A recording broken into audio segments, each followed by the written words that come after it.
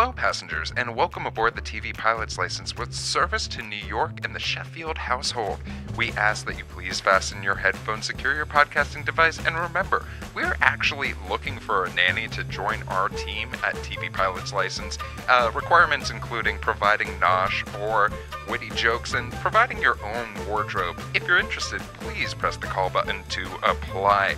Welcome to the TV Pilot's License. My name is Jeff Purvis, joined by Max Singer and Rich Inman. How you boys doing today? We are just absolutely delightful. I've got my boldest outfit on for today's recording. Do not look on the YouTube feed to confirm or deny that. Rich, how are you, bud? I've only got one thing to say.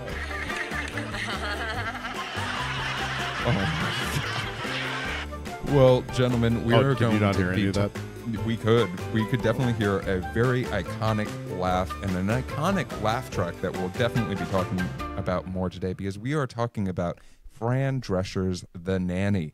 But before we do so and before we talk in more depth, Max, can you tell folks who are frequent flyers or are here for the first time what TV Pilot's License is all about? Here at TV Pilot's License, we break down and analyze the pilot episodes of some of TV's most famous, or in some cases, infamous shows. We learn more about how these shows came to be and were originally made, if they're effective pilot episodes and making us want to watch more if they'd be made today. Go back and stream our old episodes from wherever you listen to podcasts. Check us out on YouTube and TikTok to see our smiling faces. And if it is your first time flying with us, then welcome aboard. And Rich, what is your question of the week? Oh boy! So this show, The Nanny, this is my first time actually watching this, but it has the calling card of a say it with me now hit TV theme song, and this is a absolute bop. I loved every second. I want to know, what is your favorite TV theme song? Well, I also want to give credit to a few folks who submitted in-flight questions, Sydney and Mary Kate, who also asked this exact same question. Your question was not forgotten. Rich just decided he liked it a lot. I liked it too much. I'm stealing it. Yeah, exactly. But I am going to start off with a very simple one that was from around the same era, and that is Love and Marriage, Love and Marriage. Ooh. Go together like a horse and carriage. I absolutely love the Married with Children theme song. It comes to my mind once a week, and I'm not kidding. I just find myself singing it because that is just the type of song it is, and it's very it's classic, it's easy, and it fits the show. Boy, you got to be extra confident that your show has legs if you're gonna license a Frank Sinatra song. 100% for the intro. That's crazy. While he was still alive at that point in time too. Truly. Like that, so he was collecting those checks and being like suckers. Max, I'm curious about you. What is the theme song that you would pick? Not a show that I'm necessarily familiar with, but favorite TV theme song, far and away, Nothing's Gonna Stop Me Now, aka the theme song from Perfect Strangers. Oh. It is like an 80s pop rock power ballad in the vein of something like Spandau Ballet. It has just this epic chorus. It's such a fun song. If we're talking about things, though, that I am more familiar with, I never once skipped the jazzy theme to Sex and the City when I was making my way through it. Nice. If we're just talking instrumentals, it's that. If we're talking lyrics, I'm going Perfect Strangers. Very nice.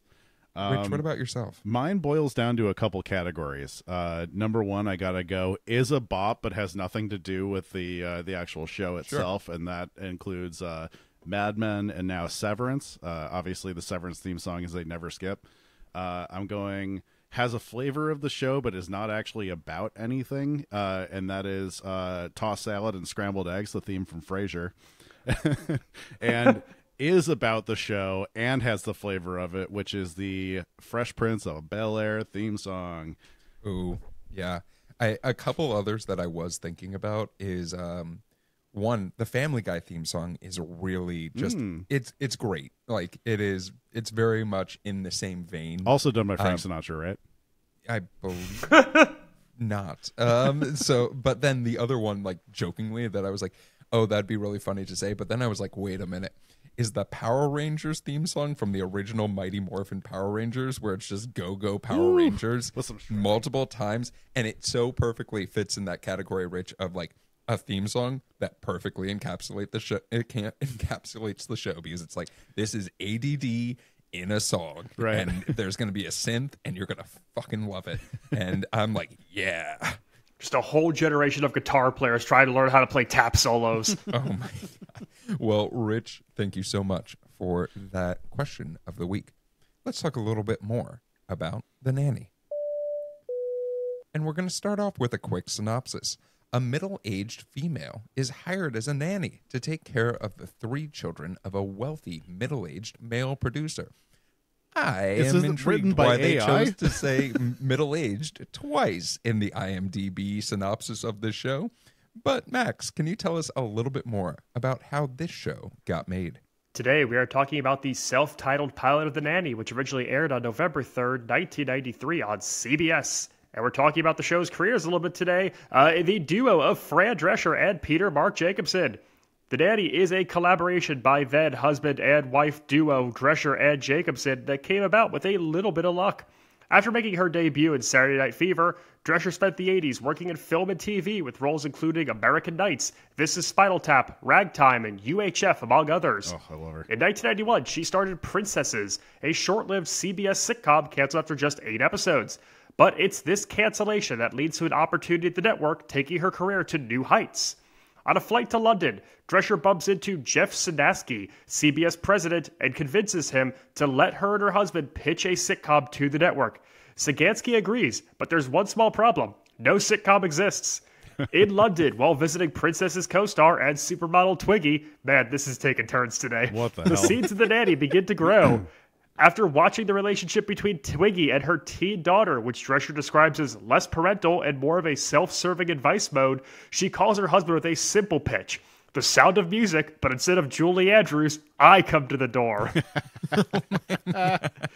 They pitched their concept to comedy development at CBS, who paired them up with a duo of producers behind Who's the Boss to pen a pilot script drawing on Drescher's own life and personality. In shooting the pilot and the series as a whole, the show was filmed with an audience referred to by its casting director as professional laughers. Because Drescher was previously the victim of a home invasion and apprehensive about strangers in the crowd, the producers used central casting to pre-screen audiences for every episode. Whoa. The original pilot did not feature its iconic theme song, The Nanny Named Fran, although it does appear in subsequent reruns and on streaming. Instead, the pilot featured the song If My Friends Could See Me Now from the musical Sweet Charity, performed by Gwen Verdon. I know Max doesn't like bits during his talking piece, but Well, you I should just suck it up. More pilot screaming, please. Give me more pilot screaming. I'm just people screaming the plot. Yeah, that was Yellow Jackets. Within its first few airings, the show was extended to a full season featuring 22 episodes. Today's pilot is directed by Lee Shamel, a 3-time Emmy nominee, best known for her work on Murphy Brown and later Mad About You, Spin City, Gilmore Girls, and most recently 86 episodes of The Middle. Holy shit. Damn. Well, let's dive into this show because this is another sitcom that we're talking about that starts off with a cold open rather than giving us the jazzy intro that we so lovingly talked about in Rich's question of the week. And I'm here to ask you two, do you think this intro gives us enough exposition about our main character, Fran Fine? I mean, if you don't get enough exposition, the theme song will do that for you. But it's not even really a cold open as it is like a prologue almost, because it's an entire set of circumstances that lead you to the pilot itself. Like it's almost its own contained story in a way to launch you into it. But it does do a good job, I think, of setting up who Fran Fine is. It sets up the kind of humor and the way that it looks. I think also we get a good idea of the bridal shop of like what the Fran Fine world color palette is compared to what then the first post theme song scene is. And so we kind of know like this is Fran, like this is Fran's color palette. This is Fran's emotions and heightened world. And we're going to take this and we're going to put it somewhere else. Yeah. You get her like, you don't get a sense of her street smartness yet, which you do with the rest of the pilot. But what you do get is that she's actually a very capable wedding dress salesperson. Like she is good at that job. So the reason that she no longer has that job is because she's getting fired to be replaced with whoever her boss is sleeping with now, and they were like technically pre-engaged. So in addition to the street smartedness, you can tell she has a bad picker for men. So Rich saw a protagonist be good at their job. It was like, I don't need to see her do anything else. This should be the show. Yeah, 14 seasons. And that's how Yes to the Dress became a TV show, just because of the intro to the nanny. I mean, I do love the encapsulation of like, this is Fran. And like, this is the personality that she is. This is who her friends are like. This is what Flushings is supposed to be like in this universe, right? And I, you know, if you wanted for more exposition, as much as we love this theme song, I have written in my notes, this is the first time a theme song explains the entire plot of a pilot before we watch said pilot. And I mean, it is so great. It is a ton of exposition. But I also am curious, what did you guys think of having the mix of media, using some animation to throw in, to do some of the fantastical, to do the things that maybe you don't want to get B-roll footage of or use show footage for? It creates a character. It creates a caricature of Fran Drescher even more than her starring in this pilot could do, because you associate her with that, you know, I don't think I would have noticed like the hourglass figure aspect of how she dresses, and like, you know, she very, very tightly cinched dresses that like expand outward in the top and bottom. You don't really notice that too much until they make it like a boardwalk caricature of her. And I think that makes it very, very clever. It makes her like seem more of a star than she might have been at that time. Yeah, and I think it you know, gives us the big points we need to know, such as she was working at a bridal shop in Flushing, Queens, till her boyfriend kicked her out in one of those crushing scenes. And then, you know, we asked some important questions. What was she to do? Where was she to go? Because she was out on her fanny. Continue. Tell me more. Yeah, do you have any more for us? Legally, I cannot. Let's talk a little bit about the Sheffield family, right? Let's talk about this because Max, you did such a good job of explaining where the inspiration for this show came from, right? The Sound of Music, but a little bit more of a modern version. A few less Nazis, a little bit more as far as a few. Jeff, we've only watched the cold open. Yeah. No. But I want to talk about the architecture and the makeup of the Sheffield family as we're introduced to them, if that makes sense. Where our first instance to this new world is probably my favorite character in this entire pilot, and that is Niles.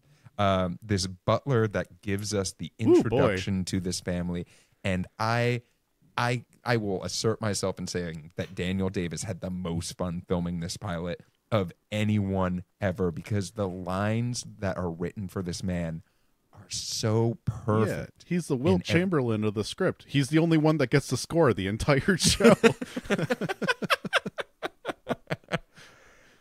It's to Rich's point though, there's like a formula to writing this episode. It's like each character has a lane, and we see it throughout the entire time, where whenever you need a certain effect or a certain type of line or joke, you can just kind of like cherry pick who does it. It's like if you need that real like sassy, quick-witted one-liner, that's a Niles line. You need somebody that's going to be like really like kind of like dry and smarmy and like smug, that's a CC line. You know, you need, you know, each kid has their own purpose and their own type of relationship to one another. And that's like a really fun exercise as a writer, just to be like, what do I put into each box as the episode goes? And it almost writes itself. It's very formulaic that way. Yeah, you do a little bit get kind of like that Bart and Lisa Simpson siblings between the aspect of the middle child, the boy, and the youngest daughter, the one who's like currently in therapy. So she speaks like a grad student, basically. That's basically how I can I love it. a precocious little kid who talks well beyond their years. Oh my god. Boy, sitcom fodder for generations. Well, I'm curious, because you guys have both seen this show before. Sure. Yes. Yeah. I had no idea how much this show was going to be like WASP versus Jewish culture. Like Yes. that was, I did not know that was going to be the formula here. I think that as far as a pilot goes, it definitely uses that as a joke and a theme that is done throughout the pilot. I personally, and Max, you are welcome to disagree with me, think that it gets toned down a little bit throughout the show, and they sort of just are like, let's just be funny to be funny rather than focus on Jewish versus wasps. But I'm curious, Max, what do you think? I mean, I think more than anything, it's like high status versus lower status, but in terms of like projection, because Fran is internally a high status character. Like she carries herself well, but in terms of like her background compared to the Sheffield background, and then I think the widest map would be like the brash American versus like the hoity English of it all, which I think, probably is also Sound of Music. It's the free spirit in Maria, with the Von Trapp family. I want to give a shout out though to the production design team on this, because the choice to have the drabbest looking like 3/4 set for the Sheffield home is such a beautiful tapestry to just put Fran onto, because all you do is get this amazing opportunity for a costume designer and for like your props masters to just say, how can I make this person stick out? And it's wonderful to see how she pops on the screen every single time. So smart. And I think that one of the other things that's important to make sure that Fran pops is we have to talk a little bit about the head of the household. This is Maxwell Sheffield, who is this, as our synopsis told us, a middle-aged producer who is also one of the top widowers in all of New York, according to Esquire. A hotly contested race. And we used to have journalism in this country. We used to have print journalism. I mean, Charles Shaughnessy, I think, is so iconic in this role because, and it is, I love that you guys both sort of picked up on the basketball of it all, right? Because they both play such different roles in this script, working off of each other. The things that Fran Drescher does, maybe Charles Shaughnessy can't do. But he then comes in and he has this charm and this wit, and the delivery of his lines is so crisp in this pilot that I think that it automatically, as the audience, sort of sets us up with the, not only with the required will they, won't they of the 90s, but also with the idea of the chemistry between these two is infectious, and I just want to see them hurling jokes at each other. Yeah, you have for to another know 30 minutes. You have to have, if you're going to have a completely yin and yang character dynamic, you have to have a lot of exposition that they're both single. I mean, Max, we haven't talked about it that much, but why is today different than any other day in this pilot?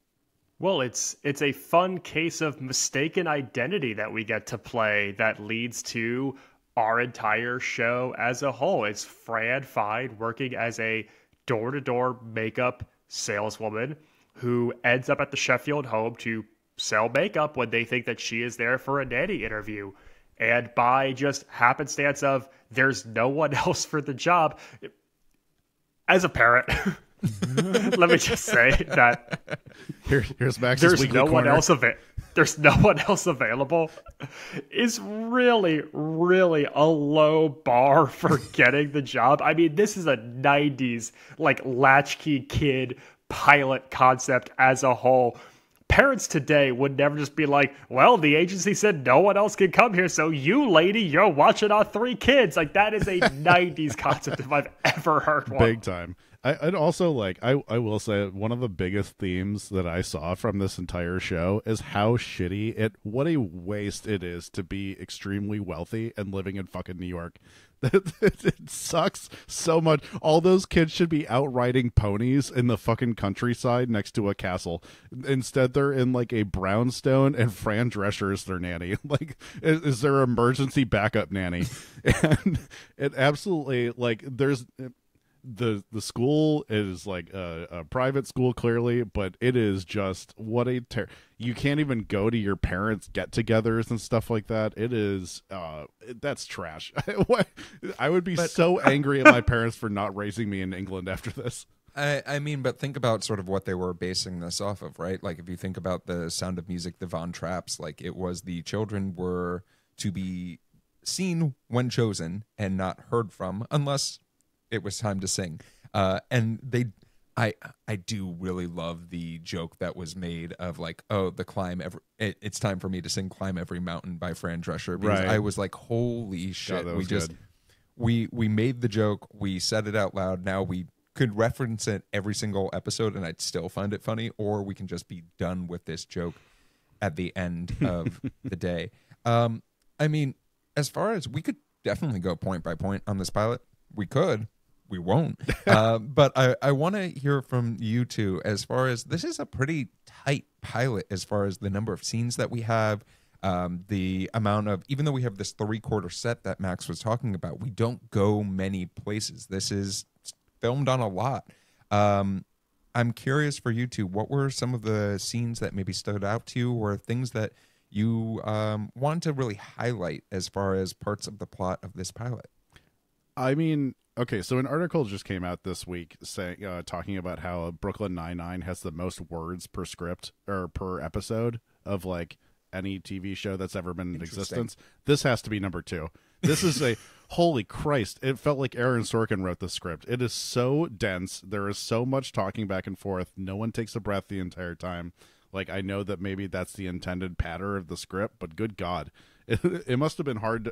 Honestly, I know it's central casting people. It honestly must have been hard to be in the audience and like follow everything, because this plays out like a play in front of you. It's not something you can pause or just like watch from a distance on the TV.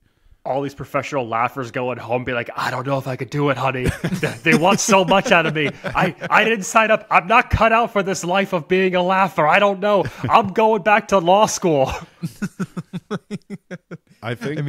Oh, sorry. Go for it, Rich. Go for it. You do get a lot of very good sitcom-y jokes, and for as much lauding and attention that we gave Mid-Century Modern last week, I'm like, oh, I'm like back in this. This does feel like good sock folding TV again. This is like goofy ass laughs. It's physical humor. I think like the absolute best moment of this entire pilot is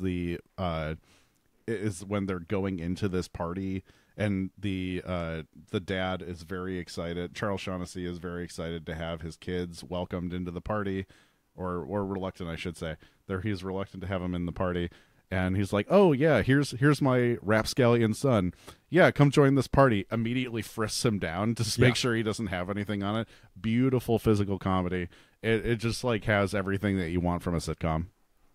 Rich, you mentioned like a certain theatricality to it, and that's what I couldn't help but think the entire time watching this is it doesn't even feel like other early to mid 90s multicams that we've done on this podcast, because it is very presentational. Mm-hmm. It is very theatrical. It is big. It is bold. It is direct. I think the only other like 90s CBS that we've covered here is ages ago with Everybody Loves Raymond. Mm-hmm. And that is so hyper realistic. Mm-hmm. Yeah. And The Nanny is not that. And I think that you need to almost let go of any notion of what you think a comedy show looks like in 2025, or even like what multicam looks like, to fully appreciate it, because it is like an evening at the theater. It is, very almost classical in a way of how we like present people to you. I don't know. It's not like anything we've watched in a long time on this podcast. It feels more I Dream of Jeannie than it does Everybody Loves Raymond. Yeah, it harkens back to something well before its time, but with the ability to get away with the 90s content. Totally. Yeah, and we've talked about on this podcast a lot about the idea of a fish out of water story. Yeah. And like, let's use Alf for an instance in this. Let's use Alf. Yes. Let's use Alf for this, because I actually think they have more in common with each other than not in common, in that The idea of in Alf sort of comes into this family and automatically inserts himself, no fears, anything like that. I'm going to be here for a bit. We get that same sort of feeling from Fran Fine. And yeah, I'm from a very different part and a very different world, but I belong here. I'm capable of doing all this stuff. And there's no fear in Fran, which I think is it's so fun to see this. And it's a reason why this character is so iconic, because Fran thought that she could do anything, no matter what, no matter the experience. And that's fun to watch. Rich, you lived in Brooklyn for several years. What's easier to get to, Queens or Melback? Well, I also agree with this point, because you forgot about the deleted scene where Fran Fine eats a cat. And that's I would argue too that yes, it is a fish out of water story, but I think the fish out of water is the dad, because that's an interesting point, because he is he's existing in a city that is not for him. It is a lot more Fran Fine than it is him, and it is. I mean, the biggest difference is like the class nature of it. It is like, going to see Fran's mom's house and seeing the plastic on the furniture is like, God. Boy, did that take me back. I don't know if people are still doing that. They probably are, but man, that was the plastic on the couch revolution was a big part of the childhood. Did I see plastic on the lamps? Oh, there might have been. There was big shout out to the set deck. Big shout out to my grandparents. Because this entire pilot, I don't know about you two, but this entire pilot, I was just thinking about my extended family, living in Long Island and living in New York. And I was just like, Jesus Christ, this is 95% of my family on one side, just this. Fran Fine is my aunt. I will say that to if you were to meet my aunt and then meet Fran Fine, you'd be like, they're the same person, except Fran Drescher is now the president of SAG-AFTRA, and Robin is a member of SAG-AFTRA. So Madam President. President. they have that in common, but just different leadership positions. I mean, there's something about this where I think, especially for folks who are from the East Coast or born and raised in a Jewish family potentially, where there is that sort of familiarity of this, where it's just this feels familiar, and not in a bad way, but almost this is funny because it's an experience that we've had in some shape or form. I'm curious for you two. We've talked a little bit about set design, and we've talked a little bit about the production of this. I want to talk about the costuming really, really quickly, because holy shit. The amount of hard work that had to be done. Because if you were to just say with a straight face, the costuming team just looked at Fran Drescher and we're like, oh, we get to play Barbie, but with a real life human being. Some of the costumes that they decide to put her in, and some of the outfits they put the entire cast in, were absolutely gorgeous and just so much fun. Ooh, I wrote down in my notes that watermelon top. The watermelon design top, I love that for her. Also, Free Palestine, and that's a stance we're taking on TVPL. And I just there's nothing better for her to be put in. That if you're talking to Max with mentioning her essentially painting a beige background and having that pop of color so that your eye is naturally drawn to Fran Drescher the whole time. There's nothing better than that one outfit. Max, what about yourself? I mean, there's just so many to choose from. You get the breakfast bathrobe that kicks off our act 2, which is it's got these intricate, colorful designs on a very neutral background. I get if you want to get into using word of tell messages, it's big bright splashes on something neutral. Obviously the sequin dress to the party, when she hits that staircase, it is all eyes on her. That's a real statement piece that you can kind of build your whole episode around. But we use it for the kids too, in the way that we get Maggie dressed in her big kind of makeover, getting ready to enter high society moment for the first time. We use it with secondary characters like Cece as well, who is if her top was buttoned up anymore, it would be covering her chin and her nose. Yeah. I just think that there's so many clever ways to use costuming to tell stories about different characters throughout this. And I think there's like a pointed message here, because we're on the heels of like Spike Lee movies. We're on the heels of like big Zubaz pants, Fresh Prince style clothing and stuff like that.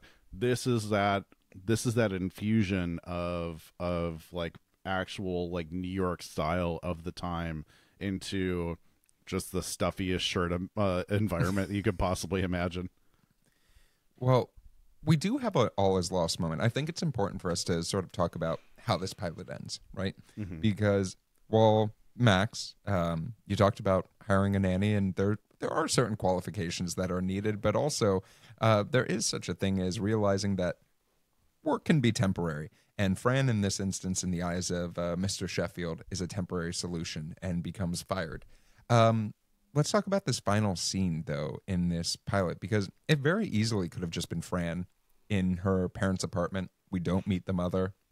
Mr. Sheffield comes over and begs for forgiveness.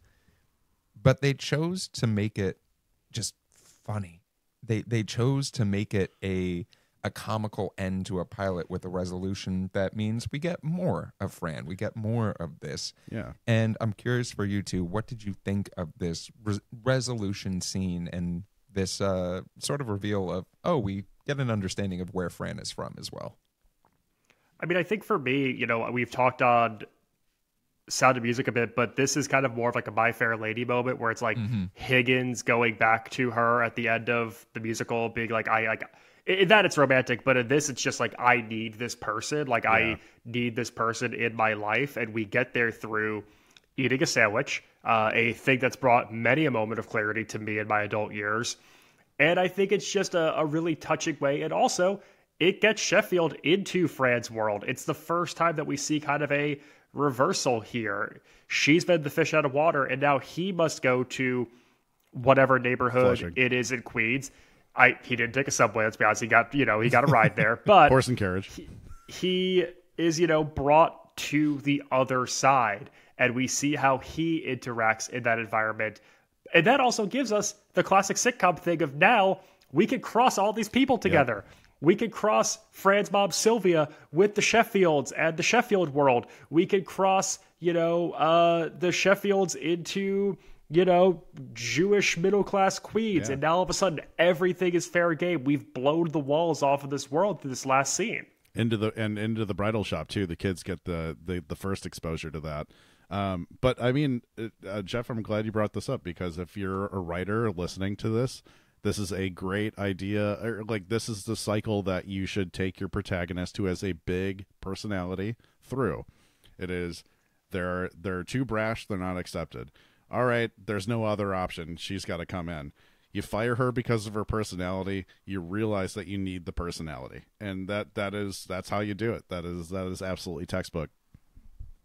Well, gentlemen, that is our pilot. But hold on a second. Oh. You forgot our lovely tie to a very recent episode of Oh TVPL. my goodness, yes. With an amazing cameo of one Jimmy/James Marsden, who is the one who gives Maggie her first kiss. Well, Rich, at the that party. was gonna be my things that I loved. Oh, about was this it really? pilot. Wait, That's James Marsden. You did not. Yeah, no. Things that I loved about this pilot. This was a secret episode of Paradise. This was a secret Nanny. The Nanny pilot is actually the first instance of Paradise happening, because James Marsden, yes, a young, bright-eyed, bushy-tailed James Marsden, is the valet that Maggie kisses in this show. And the moment that I saw that face, I pointed at the TV and I said, that's my president. I said, that is my president right now. And Alex was like, what? And then she was like, oh my God, it's the president. It's James Marsden. And I needed that. That was so... This is a show where you're going to, if you grew up in the 90s, you're going to see people's faces and be like, wait, I know that person from somewhere. Wow, he was 19 when he filmed this. Wow, that's actually older than I thought. Because like Gracie was the sister in a Cinderella story. Yep. Shaughnessy was the vampire in My Mom's on a Date with the Vampire, the Disney Channel original movie. Like, he also has a long arc on Mad Men. He's like, he works for Putnam Powell and Lowe. There's so many faces that you're going to see in this pilot if you are just someone who likes to see familiar faces and be like, oh my God, that's their start. Like, watch this. You're going to enjoy it for that for sure. But Rich, thank you for bringing that up. Were there any other things that you loved about this pilot that maybe you want to give a little bit more shine? Oh man, that was not the secret cameo I thought you were texting us about, Rich. I know. Yeah. Wow. Well, that's why I didn't go any further. I was like, oh, Max didn't catch this. Max, what were you thinking? They make a reference in the gala, in the party, where they talk about Ivana being there and saying, "Don't worry, Ivana, you'll find someone else," which is an obvious catch in New York society that we don't need to talk about. Right. Yeah. Well, so there's a seen cameo and an unseen cameo of major proportions in the Nanny pilot. That's right. I mean, I think for just things that I liked, how can you not just gush about how good Fran Drescher is in this 100%. role? I mean, if it wasn't this, she would have been a star from something else. Like, she's undeniable in Spinal Tap. She's undeniable in any role leading up to this, but she is a absolute powerhouse. And frankly, like, I don't know why. Maybe it was like a personal thing that her career kind of, like, I would say not plateaued, but like maybe actually a little tapered off after this. Like, I don't remember seeing her in a lot of big roles after this. It's the 90s sitcom curse. It took us a long time to, and I think it still affects a lot of people, to see actors outside of iconic roles from the sitcom world. I think it's why so many people have these superstar roles and then they just kind of fade away because, like, we don't see them as anything else. We saw it happen, with a lot of the Seinfeld cast. I would say to a large majority of, like, the Office cast that was not Steve Carell, John Krasinski. Like, they've had Ed Helms, like, had a hard time. Like, that's why they're all just doing commercials as their Office characters. I know. It could be hard to break out of that mold. Yeah, I mean, if you look at Fran's IMDb, it's really funny because I'm going to be talking a lot about this show and how it was syndicated in a little bit. But, I mean, there's definitely something to be said about the idea of you are this iconic character and this iconic human being, and you can really just play that because studios just see you as that, unfortunately. And just... I could talk about Fran Drescher for an hour in this role easily. This could be a separate podcast where I just talk about Fran. But Fran Drescher, if you want to come on the podcast and support 3 non-SAG-AFTRA actors / 1 podcast host and 2 people who work in Hollywood, we would love to have you. Let's be honest, though. If you starred on a sitcom in the 90s, you could buy an island. Yeah. Like, if you don't need want to work, the fire does not need to be under your feet anymore. All of these people who got syndication deals and 20-some-odd episode seasons and rights that were in different countries and VHS and DVD residuals, you could buy a private island. Yeah, if you have ever appeared on Nick at Night, you can fly private for the rest of your life. Yeah, and doing like one-off, if you just get the bug and you want to do a one-off episode where it's just like, oh, I'm Fran Drescher, or I'm someone who's very similar to Fran Drescher, hell yeah. I'm a Fran Drescher type. Yeah. Any other things that you both loved about this pilot that you wanted to give more shine? For me, classic sitcom callback usage. I love the double use of no, you fired me. That way I could collect unemployment. I love how we close out basically the cold open and act 2 with the same line. I like building these through lines. I also want to give a shout out to just specifically the line, Morty, do you want a Malabar? Because I want to know how many different drafts and how many different cookies they had to go through before they finally realized that nothing sounded better than hitting the double M's of Morty and Mallow Bar. It's the only cookie that could have been chosen. Morty, you want an Oreo? more do you want a Chips Ahoy, more do you want a Milano has potential, but we could dig deeper, we could do better. And that's how we get to more do you want a Malamar. More do you want a Nilla wafer? Also, a strong contender. Nutter butter? I don't know. Ooh, Let's keep brainstorming. solid. We'll come back after lunch. Well, let's talk about wait a minute moments, things that caused us pause. Were there any things in this pilot that made you wait a tick and say, maybe a little bit not for me? I think they tipped the scales a little bit too much toward the butler. They made him like a sassy bitch. And boy, did they not need to go that heavy on like we get it, you hate everyone. Like if that's going to be your character, that's fine. But it's like, whoa. I mean, it is every single line is a dig at someone, and there's kind of not a lot of revealing or like charming moments of his character at all. Rich, wouldn't you be mad too if your name was Niles? Max, what about yourself? I mean, it's not like a total wait a minute moment, but I definitely was like, I cannot believe we made this joke I overreacted like Reagan in Grenada. It's such an oddly specific. Listen, it was 1993. We were a lot closer to the Reagan administration than we are now. I'm sure that joke killed then, but it was just such like a niche topical political joke to make that didn't feel like the rest of the show necessarily to have that kind of quip in there. But yeah, I don't know. I guess that's like making Obama jokes now. I don't know. I guess it's kind of like they're trying for the same thing they hit with the Ivana reference, where it's like, oh, this is the time and place. This is the world around us. We're still existing in this world. But the Reagan one was interesting. It's one of the few things, like there aren't many moments that age this pilot, if that makes sense. Right. And there's just like these two that are sort of randomly put in here where I was almost like, I wish they weren't in here because I would love if it was just like, this is a timeless pilot about most people. Or it could be about almost any time after like 1977. Speaking of timeless, speaking of ageless, James Marsden. Marsden. Wait, is Ivana the one that they buried at the golf course? The one and the same. Fuck, that's so dark. Well, as far as myself, while I love that this was a Secret Paradise episode, I also have so many more questions, and that just makes me want more Paradise. They're in the mountain.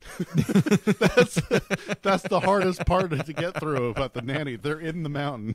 Oh my God. Well, we do have one more question, and that is an in-flight question. Our in-flight question this week came from Casey in Madison, Wisconsin. And Casey asked very simply, the nanny is a Fran Drescher star piece, right? It is only about her. Who would you have star as the nanny if you had to pick someone from today? This is such a good question. Oh man, so we're just recasting the nanny? We are recasting just the nanny. So you can pick any person in Hollywood right now that you are like, holy shit, I want them to be Fran. But taking place in 2025. Sure. We can do that. Why not? Like let's say in my ideal world, this is a timeless pilot. A timeless script that doesn't have political references to it whatsoever. Who would play Fran? Well, you got to go brash. You got to go big voice. You got to go a little nuts. You got to go a little bit street smart. I'm going Alana Glazer. I think Alana Glazer would absolutely destroy in this role. This seems like she's not like a Fran Drescher type, but I feel like she has the ability to take a scene from 0 to 11 real fast. Brash, bold, comedic, plays that real like has nothing to lose kind of attitude for excellent comedic value. I'm giving it up to Meg Stalter from Hacks. That's crazy. That's insane. I want to watch that so bad. Put her in that room with that family and those children. Let Meg Stalter give those children makeovers and see what happens. That fucking rules. I'm gonna pick two very obvious ones, but like, you know what? Sometimes we need something obvious for the dum-dums in the room. Aubrey Plaza came up immediately in my mind. And I know it's a very different type of show with Aubrey because of the deadpan humor, but I also think that it would be so much fun to have her in a role like this. And then the other one that's sort of like wacky, but I also really like, is like Jenny Slate just is coming up in my mind as someone who could be like the buffoon in the room that you just can't keep your eyes off of. Yeah, right. And like it is that type of comedy where I'm just like, yep, I want Jenny Slate's character from Parks and Rec as a nanny in The Nanny. And you specifically want Mona Lisa Saperstein? I want Mona Lisa Saperstein as you the have nanny. to specify that, Jeff. Well, Casey, thank you so much for that in-flight question. Let's talk a little bit more about the history of The Nanny. 6 seasons and 146 episodes. Let's talk about the show's Nielsen ratings, which we don't normally talk about on this, but I want to give some context of just how successful this show was in the 90s. This show's lowest rating ever was a 9.1 during season 4. So to give everyone some context, a 9.1 means 9.1% of all Nielsen households would watch this show. To give you an idea of comparison, Sunday night and Monday night football of the last year combined got a 7.88. So this show had even more viewership. They would make you your own street in Los Angeles right now if you got an 8.1. If you got a 9.1, or 9.1. People would assign you to a lifetime contract being like, what are you doing? Oh, you were listening to this silly little podcast and thought, oh, Max is making jokes about buying an island. No, you could buy an island. Now, here's the even scarier part. A 9.1 got you number 16 on Fucking all of hell. TV shows during this Did time. nobody read? No. People read even less now, and it's not getting better. So let's talk about like the stranglehold that this show had, not only in the United States, but all over. So this show went into syndication in 1997. The show went until 1999. So 2 years before it went off the air. A variety of networks held it. But this show has made the rounds on the streaming platforms as well. Pluto, Max, it's now on Peacock if you're interested in watching this show. Now, I have my own question of the week for you two, and that is, how many countries do you think this show was internationally syndicated on? I'm not going to give 55. You options. Okay, Max? 79. Wow. Max is so close. Whoa. 80 plus is the answer. What? The plus is because of Latin America. Because there's one network that was shown on throughout all of Latin America, and I don't have the time to count for that. Because the Czech Republic and Slovakia are 2 different countries now. Yeah.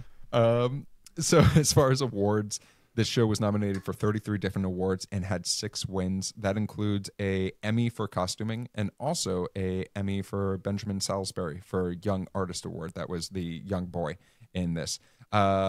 Since The Nanny, there have been a few interesting things that have happened. There was a reunion. There were 12 foreign adaptations to this show that were made in different countries that Fran Drescher is credited as a producer or a writer on nearly all of them. Islands. Islands. There were 2 other things. There was talk about a revival in 2018 of the show that sort of quieted down. But here's the one that, I find so interesting. There was a lot of talk about this show becoming a musical on Broadway.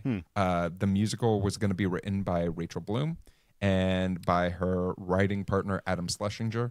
Unfortunately, when Adam Schlesinger passed due to COVID-19, this was put on hold. But it is one of those it's one of those things that it is considered as like, what we might have gotten, right? Because I 100% would go and see this on Broadway, and I think it sort of has that like, The Sound of Music's on Broadway. Not interested in that. We have something that's a little bit more hits close to home. But yeah, that is the history of the show. Rich, it is time for your game of the week. Well, on that extremely somber note, let's play a game of the week. This one's called Yes Queens. It's time for some trivia about Queens' most fascinating and easily funniest named communities. Flushing, home of the Mets, the U.S. Open, and some of the best Chinese food that you can find in the U.S., period. Flushing was home to the 1939 and the 1964 World's Fair, Much of the fairgrounds remain to this day. In 1939, the theme was the world of tomorrow. What was not an invention debuted at the 1939 World's Fair? A, television, B, the jetpack, C, air conditioning, D, color photography. Ooh, I'm going to say D, color photography. I'm going to say the television. It was B, the jetpack, you dum-dums. I want to believe. But the jetpack was debuted at the 1964 World's Fair in Flushing. All right, second question. Shea Stadium, located in Flushing, Queens, is named after the man instrumental in creating the New York Mets, the Brooklyn Nets, and the New York Islanders. True or false, William Shea was the first owner of the New York Mets? False. I'm gonna say true. It was false. While he was an owner at one point of the Washington Redskins, all right, like getting rid of that name. It was Joan Payson, the first woman to own a major league franchise without inheriting it. She did come from an unbelievable amount of family wealth as part of the Whitney family, whose family contributions go back to Eli Whitney, the inventor of the cotton gin. Oh boy, that's definitely clean money. Well, Rich, thanks thank for you playing so Yes much. Queens. Thank you so much for that game of the week. Gentlemen, our flight's coming to a land, and I have two questions for you. One is based off of the pilot and the pilot alone. Are you going to be watching more of Fran Drescher and the Nanny? And the second is, hey, there was definitely interest in reviving this show. There's interest in this IP in general, and we even discussed who could potentially star in a revival of this show. Do we need a revival? Should we get a revival? So, Rich, I'm going to have you kick us off. I think I'm adding a new weapon to my binging arsenal. Yeah. This is coming into the rotation as a laundry folding show just because it's very joke heavy. Fran Drescher is an icon, and when it comes to actually reviving this, I think we're also kind of past the revival stage a little bit. Like, obviously, Hollywood is so gung-ho on IP constantly, so it may get a revival regardless. What is beautiful about it is that Rachel Bloom wanted to do it, is that Adam Schlesinger wanted to do it. If it's not as good of a team as those two, don't do it. You don't have to do that. I do, however, want to see Fran Drescher in more things. I know she doesn't have to work. She could potentially own all of the Seychelles as we know it, but she owns this podcast, and we don't even get any money. I guess is the continent of America technically an island? Maybe, who knows? But yeah, I'm saying don't remake it unless you are really gonna. If you're really going to pull out all the stops for it. Max, what about yourself? Yeah, it took me a moment to think about it. When I first watched this episode, ready for this podcast, I wasn't sure at first. And then I slept on it, and I couldn't stop thinking about the visuals of this pilot. I couldn't stop thinking about all these bold, like truly theatrical choices that this show made that don't feel like anything else. And it just scratched an itch in like my inner theater kid in a way that goes beyond, it transcends multicam. And yes, I feel like I could need more of that in my life. If you want to see what bold, character-driven, star vehicle comedy can be, check out The Nanny. Yep. As for a revival, a hard no on bringing this back to TV because I just don't know if you could do it justice. This is a show that was designed by one person for herself. This was a person betting it all themselves and saying, I can make this character based on my own life and experience and put all of that into it. And you just can't find someone who can physically do that. I'm intrigued at the prospect of a musical. I don't think it's going to happen given the circumstances around it, but we've mentioned 2 musicals in this episode. You could just bash their heads together and make it meta in a way. And I hope one day that comes to light, but if not, I will dream about it. Yeah, there's also like you don't have to. The WASP versus Jews like aspect is not as interesting now. It's just not. It's a very 1993 concept too. Yeah, as far as myself goes, Yeah, I'll watch more of this. Are you guys kidding me? This is made for me, and like this is a show that I think is so fun to watch. Right? Like you just sit down and you're like, I'm having a good time. I don't need to think too much. I can just enjoy. There's so many ways to enjoy this. You can enjoy it for the costume. You can enjoy it for the set design. You can enjoy it for Fran Drescher. You can enjoy it for this acting ensemble that makes up just this, fun joke delivery device. As far as more of it, yeah, Max, I'm with you. I think that if there was someone who came out from the woodwork and was like, you know what I want to do? I want to do a revival of The Nanny, but like it is my passion project. It is all I want to do in my life. Maybe you give them the rights to it. If Fran Drescher approves, hell yeah. Like if you can tell this is something that she truly loves and she cares about. But yeah, I will dream of The Nanny, the musical by Rachel Bloom, and what could have been had Adam Schlesinger not passed as early as he did, unfortunately. But yeah, this was a fun one. This was one that I just was like, yeah. So easiest yes I can ever give as far as adding this to my collection of shows that I watch from time to time. Well, gentlemen, that is our flight. But before we go, I want to make sure that folks can find you wherever you'd like to be found. So, Rich, where can folks find you? You can find me being known for my bronze tchotchkes, and you can also find me on Instagram at Damn That's Rich. You can find original sketch comedy from Max and myself at Dadwagon Comedy over on TikTok.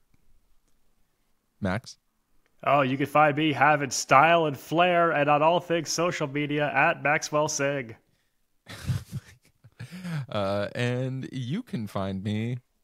You know what? You can find me watching The Nanny. That's what you're gonna find. Yeah, me doing. give up. I gave up. But if you're looking for me on social media, you can find me at Run Jeff Run. If you're looking for the TV Pilots license, you can find us on any social media platform that is available to you, or most of them, at least. If you have a question about the show or for our next episode, which we are going to be talking about Gossip Girls, so maybe you have some gossip, you can shoot us a text or leave us a voicemail at 213-290-1713. You can also submit those questions at tvpilotslicense.com. Make sure to watch out for sneak previews of some of the stuff that we have coming up. With the plane landed and the seatbelt sign off, we look forward to flying the bright skies of the TV world with you again soon. But until next time, keep your eyes on the skies and your fingers on the dial, and professionally laugh. That is cursed. Oh, God.